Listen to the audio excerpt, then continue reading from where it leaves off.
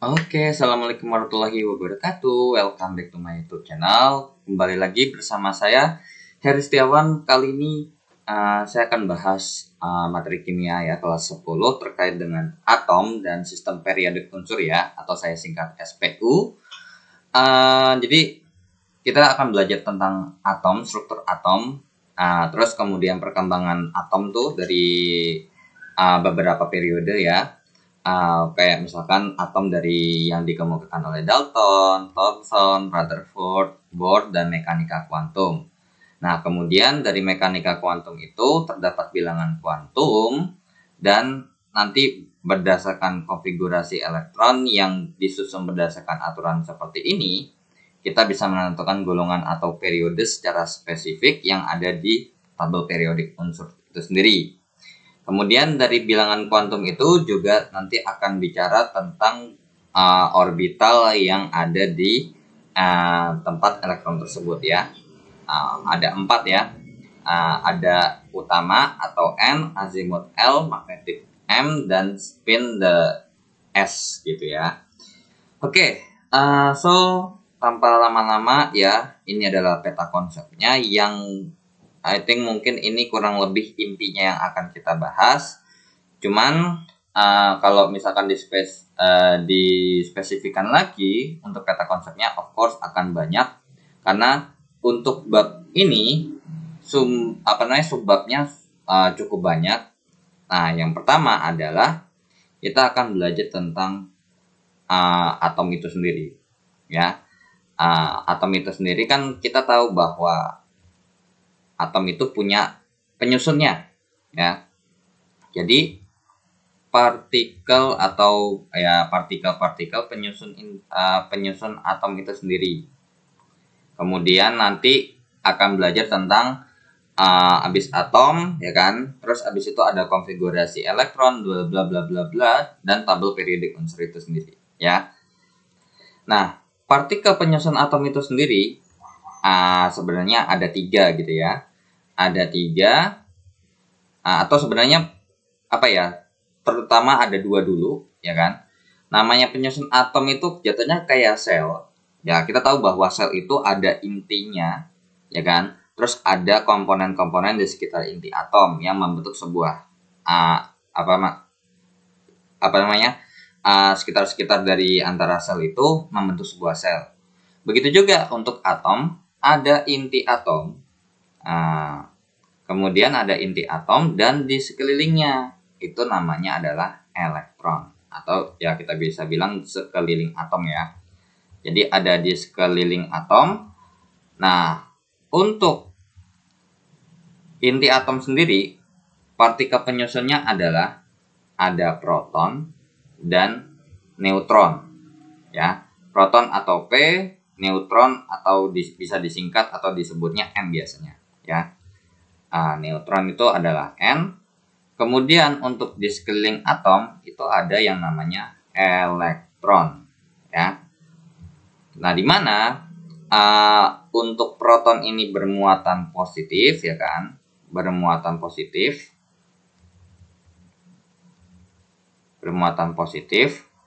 Kemudian untuk neutron itu bermuatan netral atau tidak bermuatan lah ya jatuhnya ya.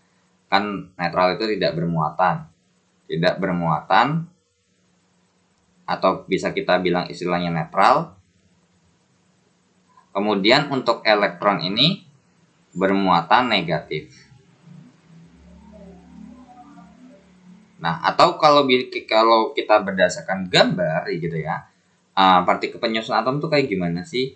Nah, seperti ini ya. Untuk gambarnya sendiri tuh banyak bentuknya ya. Salah duanya tuh seperti ini yang udah versi lengkapnya. Jadi intinya tuh sebuah atom itu pasti ada yang namanya inti atom ya. Jadi kalau di gambar ini nih, inti atomnya nih yang lingkaran warna merah ini nih, saya gambar sendiri ya, saya tambahin sendiri. Nah, ini adalah inti atom. Kemudian yang warna hitam ini itu adalah lintasan-lintasannya di sekeliling inti atom yang elektronnya berjalan gitu ya. Jadi elektron itu akan bisa berpindah-pindah dari suatu tempat ke tempat yang lain. Entah dari satu jari-jari, dari satu tempat, dari satu kulit ke kulit yang lain, atau dari suatu atom ke atom yang lain. Gitu ya. Jadi di sini udah ada gambarnya ya. Inti atom terdiri dari proton dan neutron, kemudian di sekelilingnya ada elektron. Atau bentuknya juga kurang lebih seperti ini nih. Jadi ada inti atom, kemudian proton, ada isinya proton atau neutron, cuman untuk lintasannya itu bisa beda-beda. Nah, kalau ini kenapa ada dua gambar yang beda? Ini adalah dua teori ya. Ada dua teori yang mengatakan bahwa bentuknya itu gambarnya tuh seperti ini, dan ada juga yang mengatakan seperti ini. Nah, nanti kita akan belajar tentang sejarah-sejarahnya, kayak apa namanya, bahkan sebenarnya dari sebelum jadi seperti ini gitu ya, itu partikel-partikel penyusunnya itu ditemukan oleh beda-beda orangnya. Jadi nggak satu langsung brek ketemu atom isinya begini, tapi secara bertahap. Nah, di sini ada rangkumannya terkait tabelnya ya. Jadi biar tabelnya bagus gitu ya. Di sini ada ada rangkumannya. Jadi partikelnya yang elektron lambangnya E ya, sesuai dengan yang udah saya buat juga, proton P, neutron N. Nah, penemu dari elektron itu adalah J.J. Thomson ya. Kemudian penemu dari proton itu adalah Goldstein, dan neutron adalah Chadwick. Nah, di sini proton itu bukan ditemukan oleh Rutherford ya.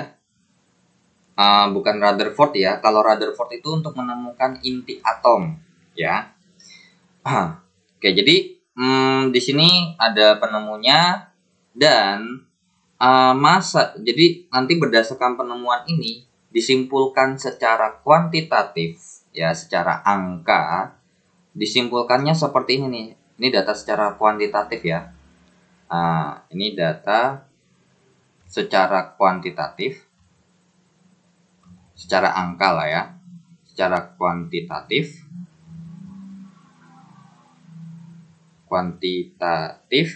yang dimana bahwa menyatakan di sini kalau kita perhatikan karena berhubung beda-beda tipis lah ya. Jadi proton dengan proton dengan neutron mempunyai massa yang kurang lebih sama. Jadi di sini massa proton ya, massa proton itu kurang lebih sama dengan massa neutron. Yang beda adalah si elektron sendiri. Jadi proton sama neutron itu lebih berat ya. Ini SMA itu singkatan apa sih? Bukan sekolah menengah atas ya. Untuk SMA itu adalah satuan massa atom ya. Oke, jadi saya ulang lagi ya. Untuk massa proton sama massa neutron itu sama gitu ya. Kurang lebih ya, nggak dibilang sama persis ya, karena berhubung beda koma desimal juga gitu ya. Nah, terus kalau untuk si elektron itu malah dianggap dia hampir mendekati 0 ya, jadi kayak nggak ada masanya gitu ya. Nah, di sini jadi patokan untuk satu SMA atau satu satuan massa atom itu adalah proton ataupun neutron ya. Jadi ini kita bisa bilang ini kurang lebih 1 SMA. Nah, kurang lebih 1 SMA itu adalah ya ini. Kurang lebih 1,67 kali 10 pangkat min 24 ya. Oke, ini kali ya, bukan tambah ya. Oke. Nah, kemudian kalau berhubung dikalikan dengan 0,055 ya hasilnya segini nanti. Nah, kemudian untuk muatan, muatannya berapa kolom sih gitu ya. Nah, untuk yang muatan, of course karena berhubung neutron itu tidak bermuatan, maka muatannya 0 ya. Terus proton sama elektron itu muatannya yang sama, cuman beda tanda. Makanya kalau kalian perhatikan di sini, untuk muatan elektron sama dengan muatan proton itu adalah 1,6 kali 10 pangkat min 19 kolom. Ya. Nah, terus cuma bedanya adalah kalau berhubung proton itu adalah bermuatan positif, makanya di sini dikasih tanda plus. Kemudian untuk elektron karena bermuatan negatif, makanya dikasih minus. Nah, terus untuk patokannya kan kayak misalkan masanya ini sekian gram, terus dengan satuan massa atom ya, satuan massa atomnya kalau elektron itu 0, proton sama neutron itu 1, nah, untuk muatannya ya itu yang jadi patokan adalah kalau nggak ada patokan sih ya, sama-sama 1 nih, cuman bedanya adalah kalau proton itu plus 1, kalau elektron minus 1, kalau nggak bermuatan ya dia 0 ya. Oke, jadi seperti itu untuk rangkumannya. Oke, nah sekarang karena berhubung di sini kita masih bahas tentang penyusun atomnya, ya kan, elektron, proton, dan neutron. Dan sini yang belum kita bahas adalah si penemunya, ya. Penemunya ada si elektron adalah J.J. Thomson, kemudian untuk proton adalah Goldstein, dan neutron adalah Chadwick, ya.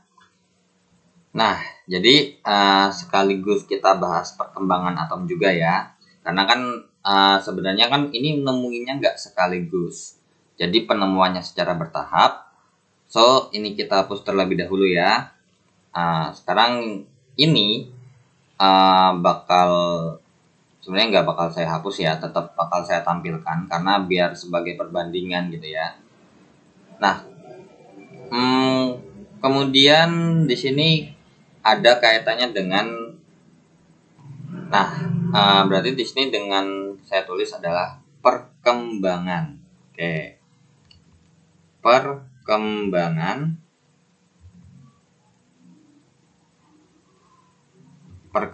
model atom. Ya. Perkembangan model atom. Karena ini kalau misalkan kita bahas perkembangan model atom, nanti di sini sekaligus kita jawab ya. Nah, jadi begini, perkembangan model atom kalau jadi pertama tuh Dalton, tapi sebelumnya tuh sebenarnya ada yang namanya sebelumnya ada Demokritus ya. Demokritus cuman nggak terlalu jadi jatuhnya tuh nggak terlalu diumbar ya Democritus ini. Jadi si Demokritus ini juga bilang, jadi si Demokritus ini bukan masalah model atom ya. Jadi si Demokritus ini adalah istilah dari si atomnya itu sendiri. Jadi istilah atom itu apa sih gitu ya. Nah, jadi dia cuma bahas istilah atom. Nah, jadi barulah ketemu, jadi nggak bakal mungkin dong orang-orang ini bakal meneliti isi atom itu sendiri, tapi kalau atomnya itu penjelasannya belum ada. Jadi istilah atomnya ditemukan oleh Demokritus. Terus abis itu barulah si pertama kali nih si Dalton bilang kalau atom ini sebenarnya, si Dalton bilang bahwa jadi di sini aja ya saya tulisnya ya. Dalton tuh bilang kalau misalkan atom itu adalah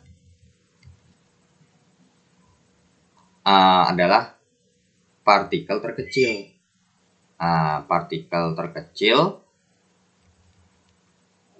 Partikel terkecil penyusun sesuatu gitu ya. Partikel terkecil suatu materi ya, bisa dalam bentuk kayak misalkan air atau zat-zat tertentu, itu disebutnya namanya materi yang berbentuk bola. Materi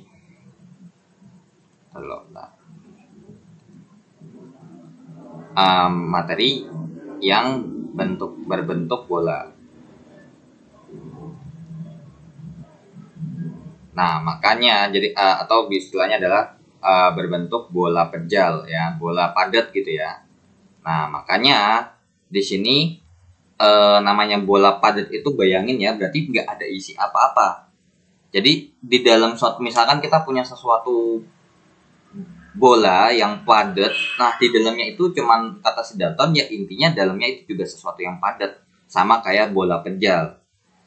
Nah kemudian setelah Dalton mengemukakan ini, dibantahlah oleh si namanya adalah J.J. Thomson. Ya, J.J. Thomson itu mengatakan bahwa sebenarnya tuh atom ada pengisinya. Jadi ini bola pejal yang kosong gitu ya. Jadi yang kosong, nggak ada isinya sama sekali. Tapi si Thomson ini bilang atom tuh bukan bagian terkecil, ya, bukan bagian terkecil,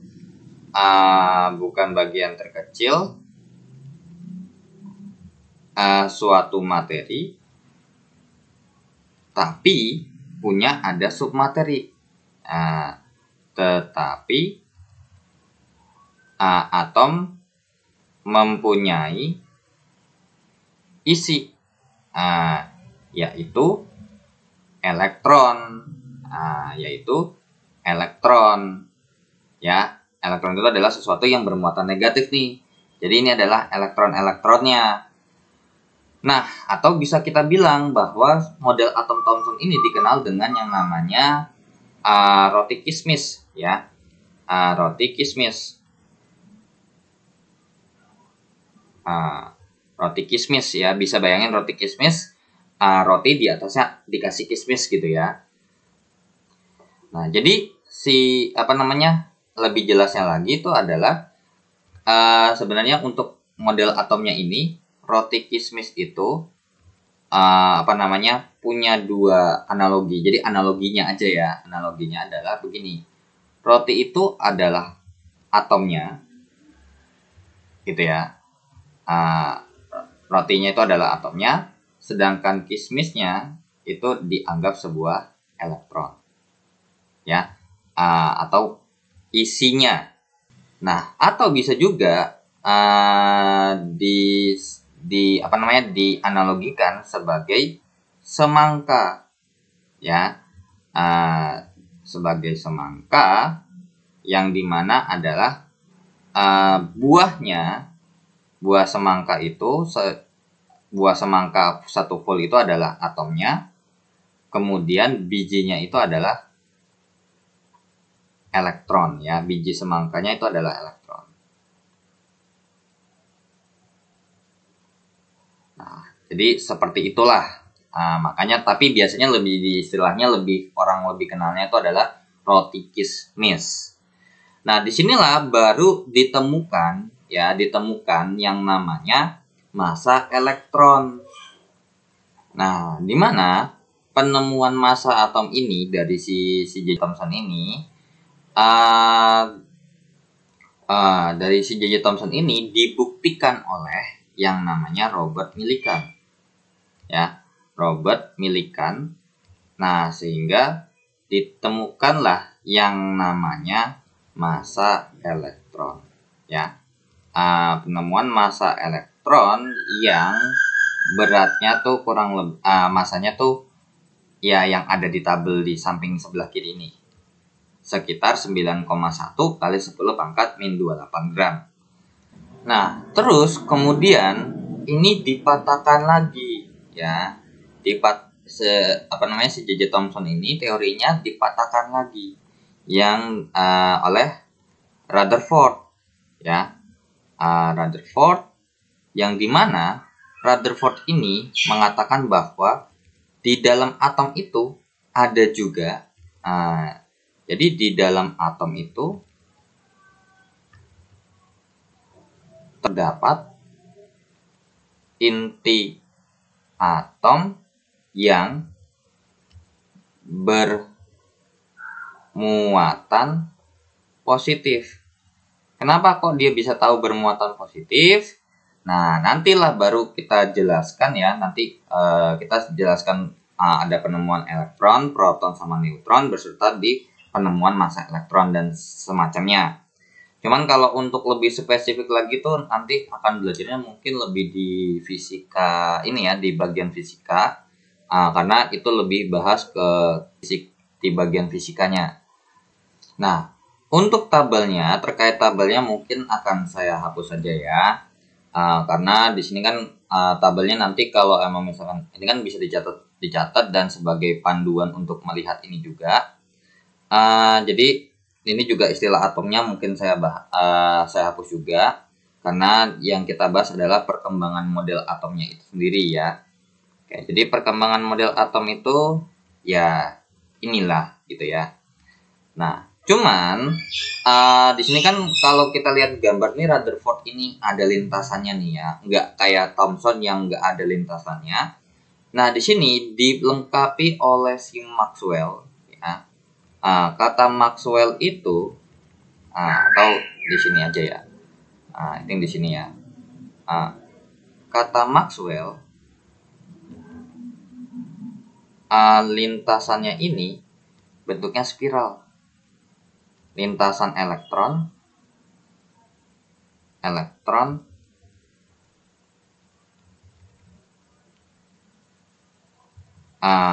bentuknya spiral. Kenapa bentuknya spiral? Karena berhubung apa namanya ya?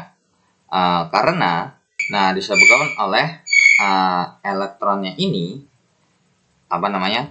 Elektronnya ini kehilangan energi, ya, kehilangan energi. Jadi dia akan seolah-olah jatuh ke inti, ya. Jadi bentuknya itu makanya kenapa di sini ada titik paling jauh, ya. Di sini ada titik paling jauh, terus di sini ada titik yang paling dekat. Jadi bentuknya tuh sebenarnya ya ini ada titik paling jauh, misalkan ini adalah inti atomnya. Maka kalau misalkan jatuhnya tuh kayak mata, itu bentuknya tuh spiral tuh namanya ya. Jadi di sini ada yang titik terjauhnya dan ada yang titik dekat. Nah, kalau udah dekat kayak gini, nanti dia akan jauh lagi dan begitu seterusnya ya. Makanya lintasan elektron berbentuk spiral. Nah, ini nggak dibahas dalam lagi nih ya, nggak terlalu dibahas dalam lagi karena apa ya? Untuk jenis soal terkait misalkan untuk pilihan ganda itu nggak sampai ke sini banget nih ya. Jadi elektronnya kehilangan energi, maka si elektronnya ini jatuh ke inti ya, jatuh ke inti. Nah, kemudian dari si model atom Rutherford ini dibantahkan lagi oleh si Niels Bohr. Nah, Niels Bohr ini mengatakan bahwa jadi untuk di Rutherford ini nggak dibahas ya dalam inti atomnya itu apa, intinya bermuatan positif. Nah, untuk si Niels Bohr ini membantahkan Rutherford yang model atomnya seperti ini. Jadi kata si Niels Bohr, kan kalau di sini elektronnya lintasannya berbentuk spiral, terus abis itu karena berhubung elektronnya jatuh ke inti gitu kan. Intinya kehilangan energi. Nah, jadi kata si Niels Bohr, elektron ini bergerak dengan energi yang berbeda-beda. Atau bisa kita bilang memiliki tingkat energi tertentu. Nah, karena berhubung tingkat energi tertentu lah ini, barulah menyebabkan lintasan atau orbit. Jadi mempunyai lintasan atau orbitnya berbentuk seperti pada gambar ini bentuknya adalah lingkaran. Ya. Jadi lingkaran yang stabil. Kalau di awal ini kan jatuhnya elektron jatuh ke inti itu menyebabkan perputaran tidak stabil kan. Perputaran tidak stabil. Tapi kalau kata Niels Bohr, elektron itu bergerak dengan energi yang berbeda atau dengan tingkat energi tertentu yang menyebabkan lintasan atau orbit elektron itu berbentuk lingkaran. Karena stabil. Kalau nggak stabil tuh nanti ya bentuknya kayak tadi lagi, acak-acakan gitu ya. Jadi ini bisa begini, bisa begini, bisa begini, ya acak-acakan lah jatuhnya. Itu kata si Niels Bohr. Nah, barulah dari si Niels Bohr ini disempurnakan oleh dasarnya adalah model mekanika kuantum. Nah, untuk mekanika kuantum ini nanti kita bahasnya ada beberapa bagian ya. Karena untuk pencetus dari mekanika kuantum ini ada 3 ya. Ada 3. Yang pertama adalah de Broglie. Terus kemudian ada Schrödinger. Nah, kemudian yang ketiga tokohnya adalah Heisenberg. Seperti itu. Nah, dari dua inilah Niels Bohr sama mekanika kuantum ini adalah yang modern punya ya. Intinya jatuhnya itu adalah ini modern, kalau yang ini jatuhnya tradisional gitu ya. Nah, ini adalah modern. Nanti untuk modern ini Niels Bohr ini juga kenapa bisa dapat seperti ini? Itu nanti ada teorinya ya. Nah, atau di sini bisa saya bilang bahwa si Niels Bohr ini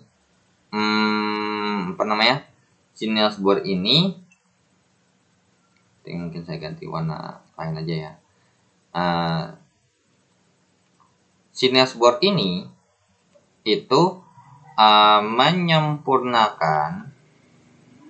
menyempurnakan teori atom Rutherford dengan teori kuantum ya.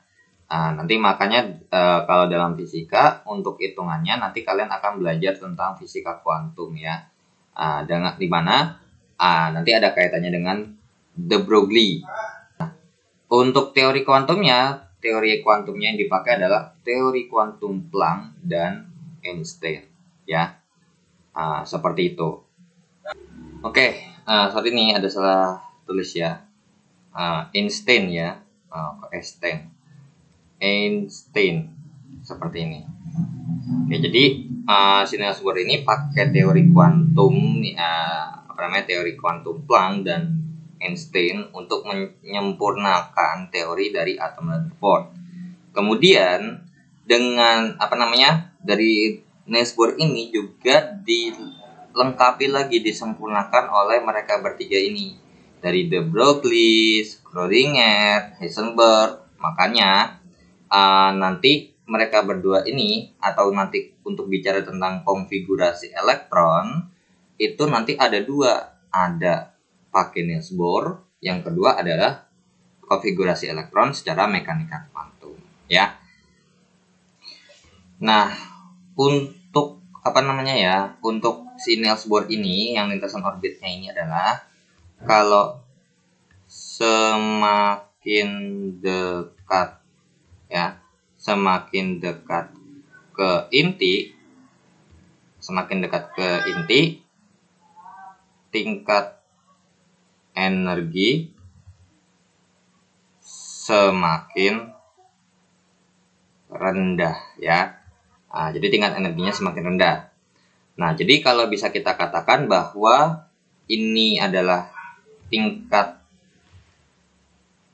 dari gambarnya aja ya, dari Niels Bohr ini adalah tingkat energinya semakin bertambah kalau keluar,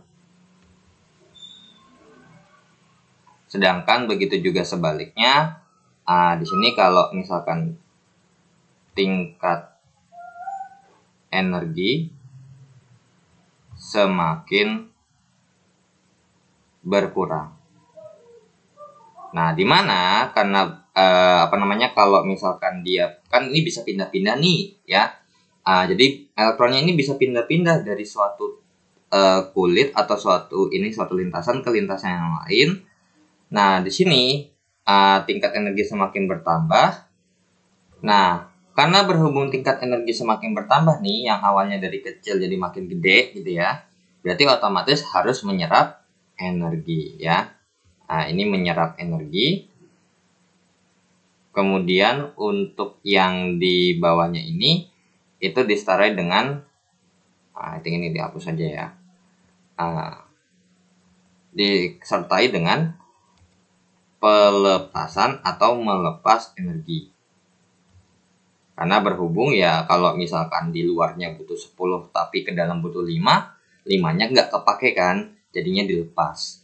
Tapi kalau awalnya 5 tapi mau pindah harus butuh 10, berarti butuh 5. Seperti itu ya.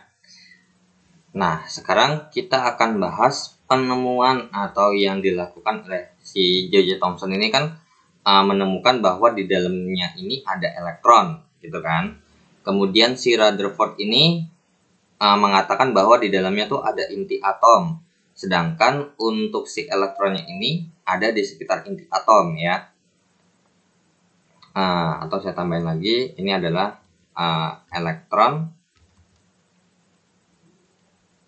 berada di sekitar inti atom. Nah, terus juga membantah bahwa si siapa nih, kan kalau misalkan Dalton ini adalah bulat pepet ya, yang padat. Terus juga di si J.J. Thomson ini adalah belum apa ya, si J.J. Thomson ini kayak roti kismis kan, roti kismis itu rotinya kan padat kan, nggak kopong. Terus abis itu juga semangka pun dalamnya juga nggak padat, ya maksudnya padat ya, nggak kopong. Nah, si Rutherford ini mengatakan bahwa selain ada inti atom, terus di dalam atom itu ada inti atom, tapi ada elektron juga.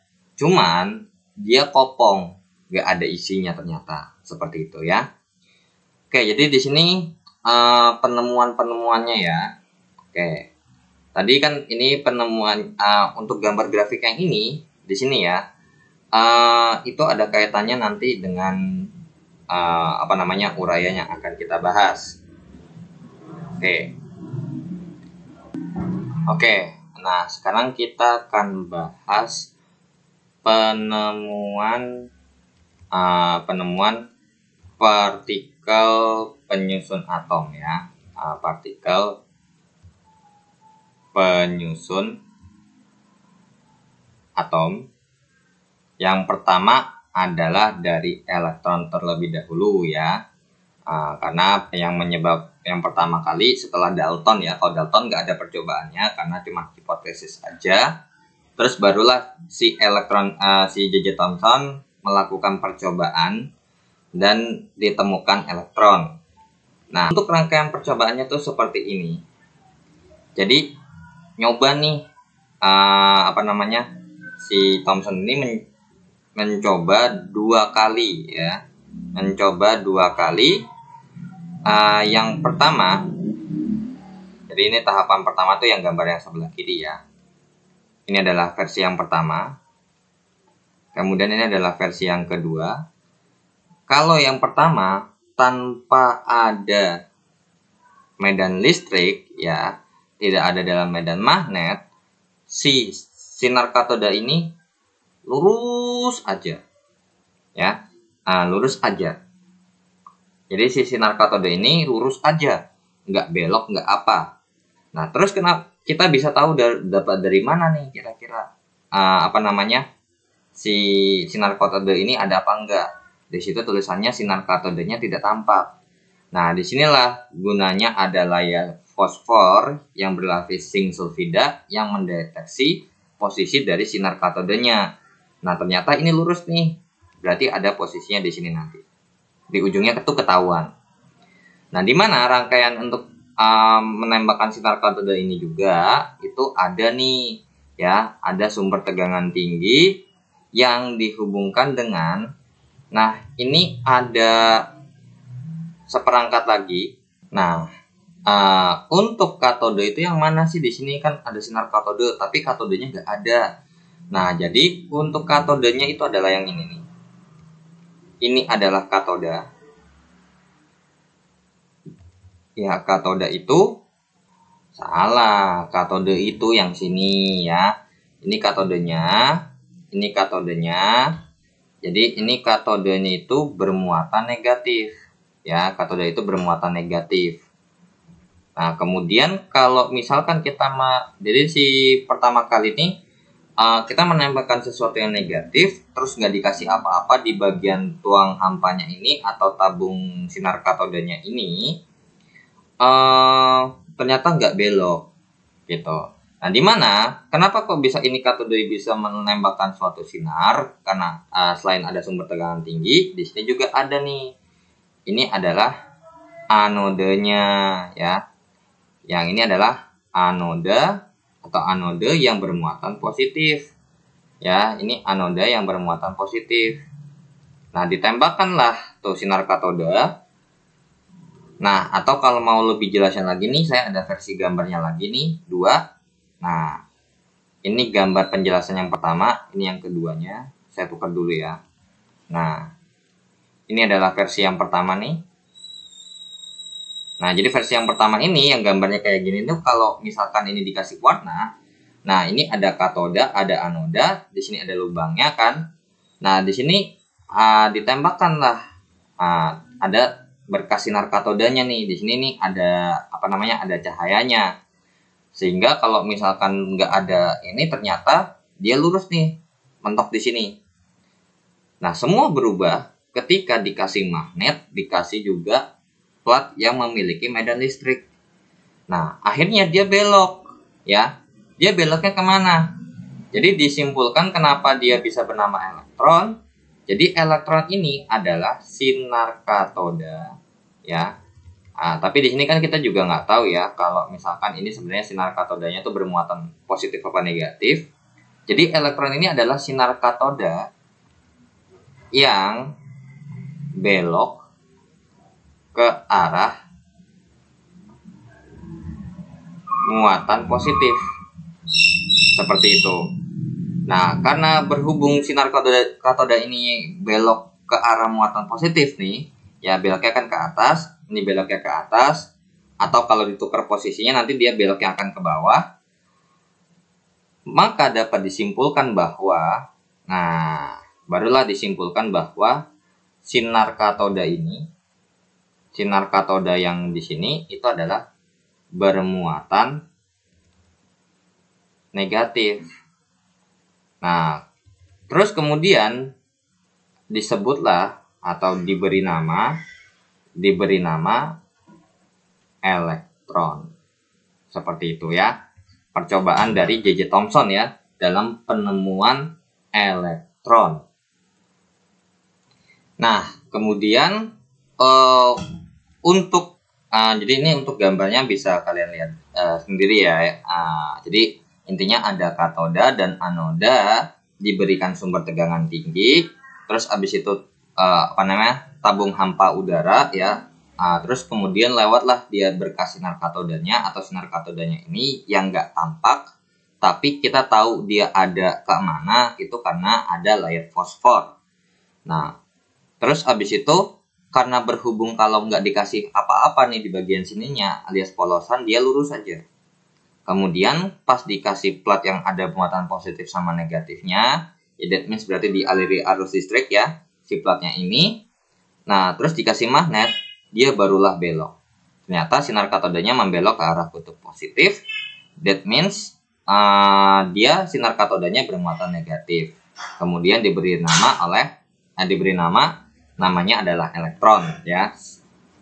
Nah, kemudian dari ini saya hapus gambar yang ini ya. Jadi kurang lebih gambar secara umumnya adalah seperti yang gambar yang kiri. Yang ini adalah untuk lebih jelasnya. Nah, kemudian selain penemuan elektron ini, nah kita juga bisa bilang bahwa massa elektron ya.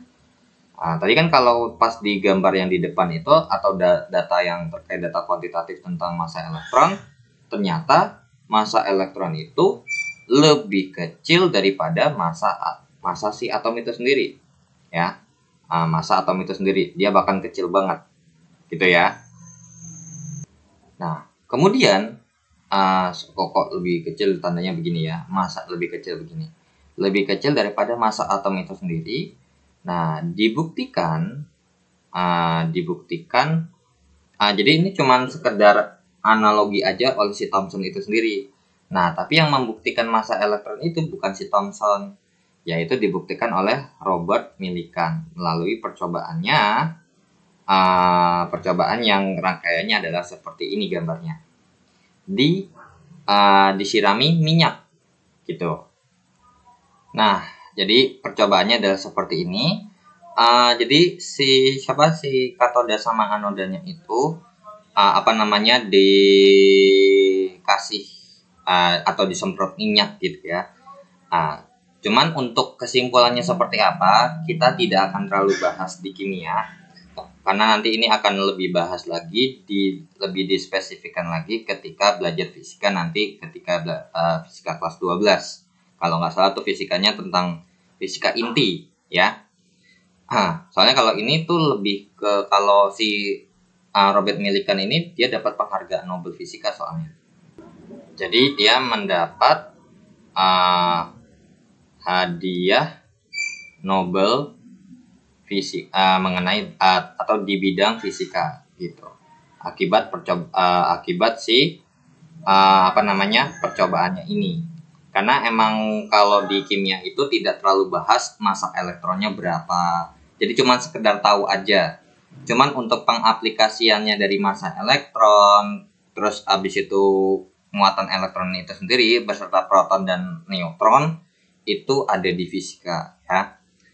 Oke, so kita lanjut ke bagian inti atom ya. Yang kedua adalah inti atom ya, karena ini adalah Rutherford ya. Yang kedua adalah inti atom, di mana inti atom ini ditemukan oleh Rutherford.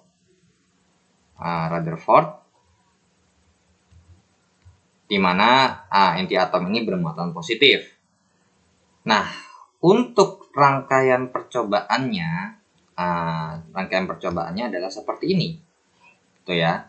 Jadi ada zat radioaktif yang berasal dari sini, ditembakkanlah sinar alfa melewati suatu plat, kemudian kan diteruskan nih. Nah, ternyata pas dicek nih sebagai titik utamanya di sini nih, kalau kalian perhatikan di sini ada yang lurus ya, ada yang lurus penuh, ada yang belok ke kiri maupun ke kanan seperti ini. Nah, ternyata sehingga ditarik kesimpulan lah bahwa ada sebagian, atau misalkan kalau kita bilang nih berarti di bagian yang hitam-hitam ini, jadi saya punya suatu partikel di sini, ternyata bisa dapat disimpulkan bahwa sinar alfa yang ada di sini, kalau misalkan dia nabrak seperti ini, dia akan belok seperti itu. Kalau saya lanjutkan lagi, dia bisa beloknya ke sini. Tapi kalau yang nggak lewat inti atom, dia lurus seperti itu. Nah, atau bisa kalian lihat penjelasannya, gambarnya lebih di bawah ini nih. Jadi berkas partikel sinar alfa nih yang warna garis yang warna pink ini, kalau kalian lihat ternyata kalau misalkan nabrak ke inti atom atau nabrak inti atomnya, dia belok. Sedangkan kalau misalkan enggak nabrak inti atom alias lewat di pinggirannya, dia lurus. Begitu juga seterusnya ya. Jadi kalau lewat inti atomnya itu dia akan belok, kalau enggak lewat. Nah, sehingga dapat disimpulkan bahwa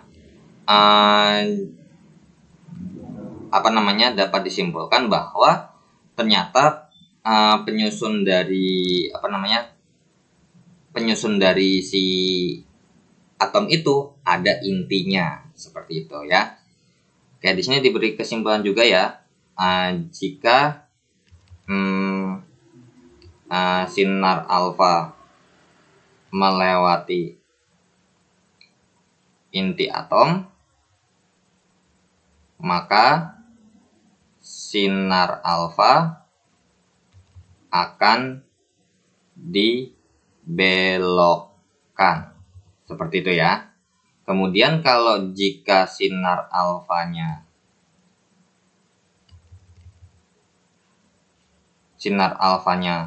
melewati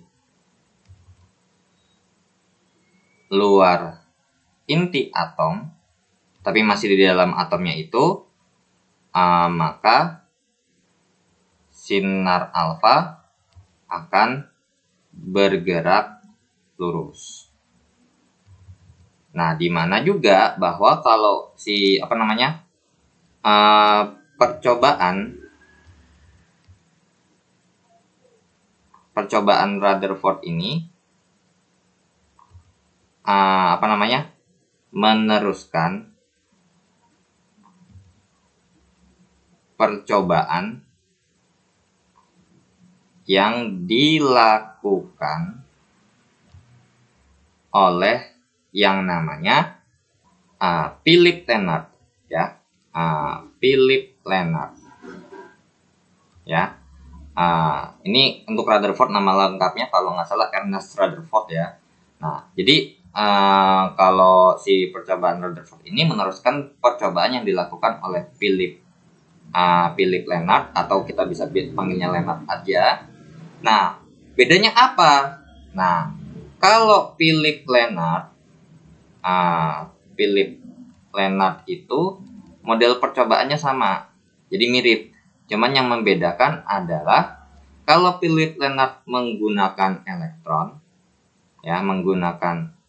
elektron, sedangkan untuk Ernest Rutherford, ya, Ernest Rutherford ini menggunakan sinar alfa, gitu. Nah, jadi inti atom itu ditemukan oleh Rutherford, ya. Oke. Kemudian penyusun inti atom yang ketiga, ya. Penyusun inti atom yang ketiga adalah dari inti atom ini kan terdapat proton, kan. Nah, kalau proton itu ditemukan oleh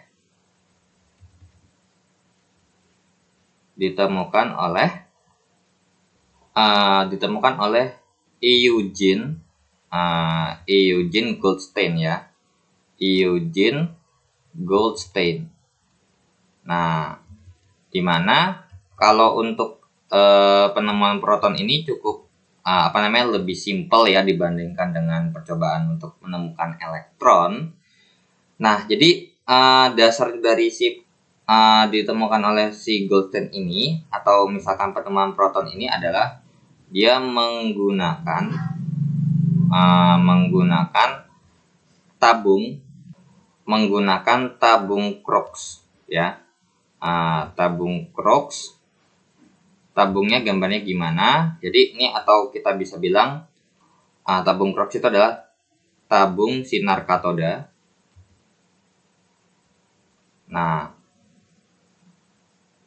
Nah, untuk percobaannya adalah seperti ini, ya. Jadi ini ada anoda, ada katoda, ya. Ini tabungnya seperti ini, ya. Jatuhnya tuh kayak tabung yang sebelumnya.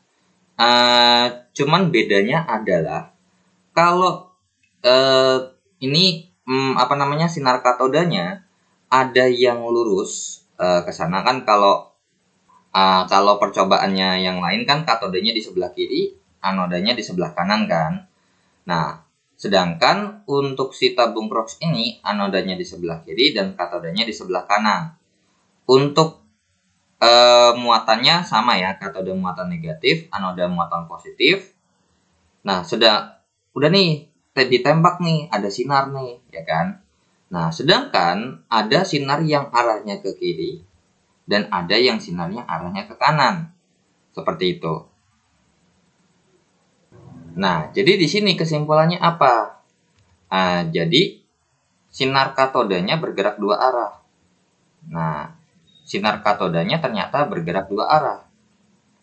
Ada yang arahnya ke anoda, ya.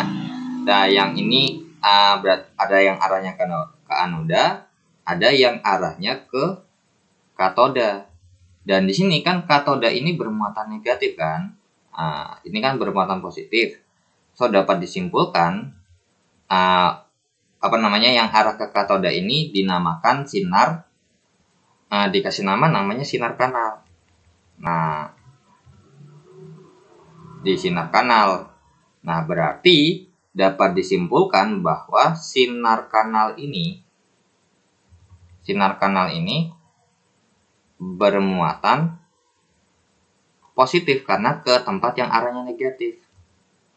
Nah, disinilah baru diberi nama karena sinar kanal yang bermuatan positif ini diberi nama proton, ya, diberi nama proton seperti itu. Kemudian yang keempat, kira-kira apa nih yang keempat? Nah, neutron. Nah, untuk neutron ini percobaannya cukup rumit nih ya gambarnya. Cukup rumit gambarnya dan cukup besar ya. Jadi untuk yang proton ini yang ditemukan oleh Goldstein akan saya hapus terlebih dahulu. Nah, kemudian yang keempat ini neutron ditemukan oleh James Chadwick, ya, ditemukan oleh James Chadwick. Nah, di mana untuk rangkaiannya adalah seperti ini gambarnya. Atau kalau mau dibikin lebih simpelnya, ada nih gambarnya. Nah, gambarnya seperti ini. Jadi ini kalau diibaratkan nih gambar lebih simpelnya dah. Nah, sama ya, kurang lebih. Jadi di sini di gambar pertama yang sebelah kiri nih ya, kan ada sumber partikel alfa, ya, yang berada di ruang hampa. Nah, sumber partikel alfa ini adalah dari polonium. Kemudian di sini ada lempeng tipis berilium. Nah, ini adalah lapisan yang kedua nih. Jadi jatuhnya tuh kalau ini adalah yang warna pinknya nih ya, yang warna pink yang ini. Kemudian yang ini di bagian sini, ini adalah bagian yang warna birunya, ya, berilium. Nah, kemudian setelah ditembakkan nih partikel alfa ini ke berilium, ya, ternyata ada sinar misterius. Alias di sini nggak tahu nih, nggak ada muatan gitu ya katanya.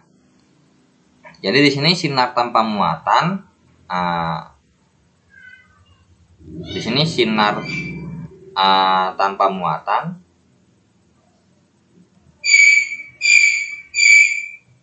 Sinar tanpa muatan ditembakkan. Kemudian di sini ada lilin parafin atau lempeng parafin, yang dimana lempeng parafin itu kaya akan dengan proton. Nah, partikel-partikel yang ada di sini setelah ditembak nih ya kan, partikel alfa nembak berilium, kemudian ada sinarnya, bla bla bla. Kemudian disinilah terdorong proton. Jadi di sini ada keterangannya nih ya. Proton semula yang diam dalam parafin terlempar dengan energi yang tinggi, sehingga protonnya lepas dari si parafin ini ke arah kanan. Nah, terus abis itu kenapa kok bisa tahu? Karena di sini dikasih ada detektor proton. Jadi ternyata protonnya lepas nih dari lilin parafin. Nah, sehingga sinar tanpa muatan ini atau dapat kita simpulkan terdapat sinar tanpa muatan, ya, sinar tanpa muatan, sinar misterius yang tanpa muatan. Nah, ini diberi nama neutron, seperti itu.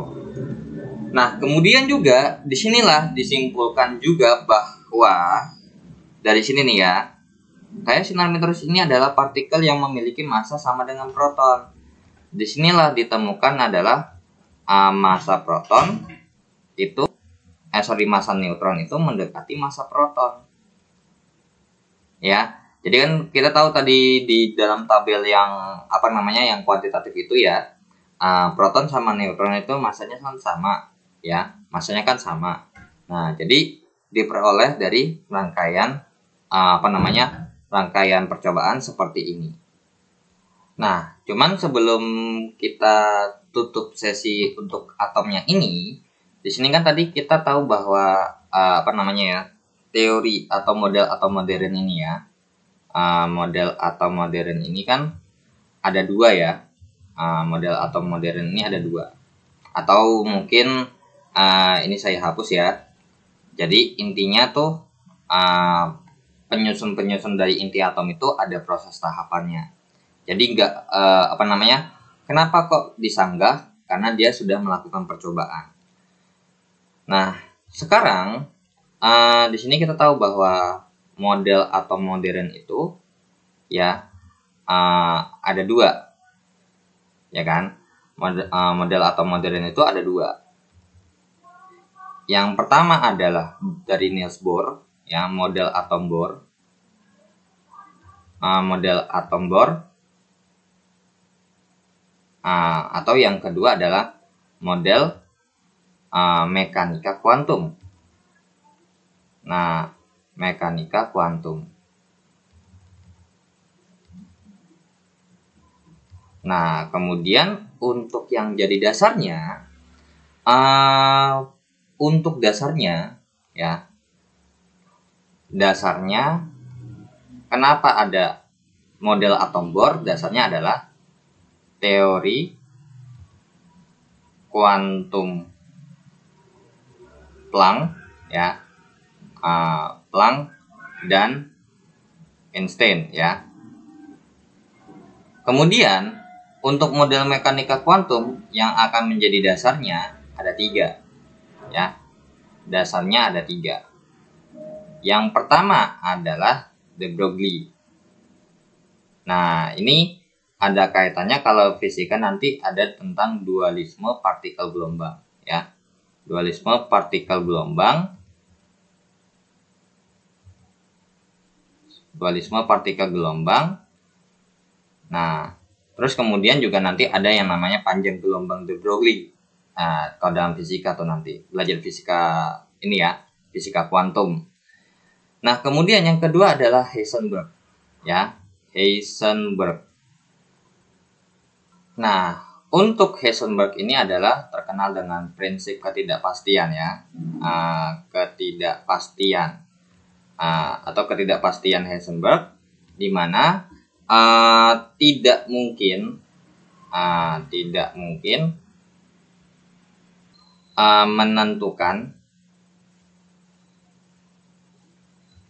menentukan posisi atau kedudukan, ya, atau kedudukan dan momentum sudutnya secara bersamaan. Jadi nggak bisa kalau misalkan kita pakai, kalau misalnya digunakan bareng-bareng atau ditemukan bareng-bareng, jadi nggak pasti, jadi nggak kayak aneh gitu. Jadi kalau misalkan mau nentuin apa namanya kedudukannya kedudukan dulu, baru nanti ketemu momentum sudutnya, atau begitu juga sebaliknya. Jadi nggak bisa bareng-bareng nentuinnya. Nah, untuk Schrödinger, ya, Schrödinger ini itu ada hubungannya dengan persamaan gelombang, ya, persamaan gelombang. Persamaan gelombang apa? Gerakan elektron pada suatu atom. Makanya kenapa gambar untuk mekanika kuantum itu gambarnya nggak bentuknya sebentuk lintasan, benar-benar lingkaran. Seperti itu, ya. Dia mempunyai tempatnya masing-masing. Oke? Nah, sekarang kita masuk ke submateri tentang terkait dengan notasi atom, ya. Oke, nanti sekaligus juga saya tampilkan tabel periodik, ya. Oke, kita lanjut ke sesi berikutnya.